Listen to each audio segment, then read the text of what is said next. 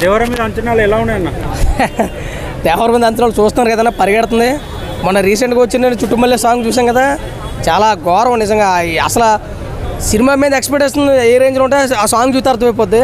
మరి ఇంక నిజంగా తెలుగు ఇండస్ట్రీలో ఒక సాంగ్కి ఇంత ఆదరణ ఉందని ఓవరాల్గా చూసుకుంటే మనకు చెప్పవసరం లేదు. అదేవిధంగా దేవర కోసం నేనే కదా, నాలాంటి అభిమానులు, సినిమా అభిమానులు, ప్రతి ఒక్క హీరో అభిమానులు ఎంతగానో ఎదురు చూస్తారు. దేవరం అంత ఎక్స్పెక్టేషన్స్ ఉన్నాయి. ఎందుకంటే RRR తర్వాత కొద్ది రోజులు గ్యాప్ తీసుకున్న తర్వాత ఈ సినిమాను వదులుతాను కాబట్టి ఎన్టీఆర్ నటన ఎలా ఉంటుందో మనకు తెలుసు.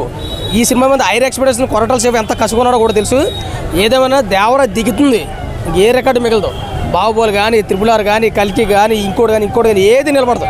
దానికి నిదర్శనం చుట్టుమల్లె సాంగ్.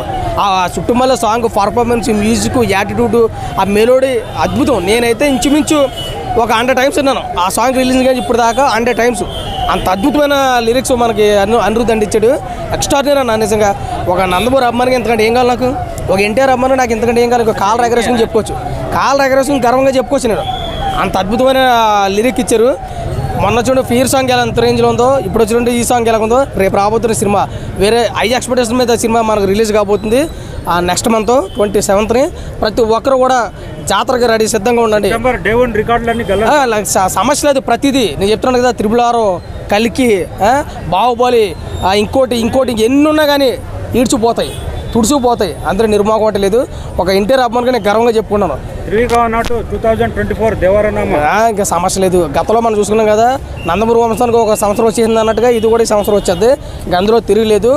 కొద్ది సంవత్సరాల దాకా దేవర కోసం చెప్పుకుంటారు. ఆ రేంజ్లో ఉంది. బాహుబలి ఇప్పుడు మనం చెప్పుకున్నామా, RRR చెప్పుకున్నామా, దేవరని కూడా ఒక 10-15 సంవత్సరాలు అలా చెప్పుకుంటారు. Thank you so much Nandamuri అభిమాని.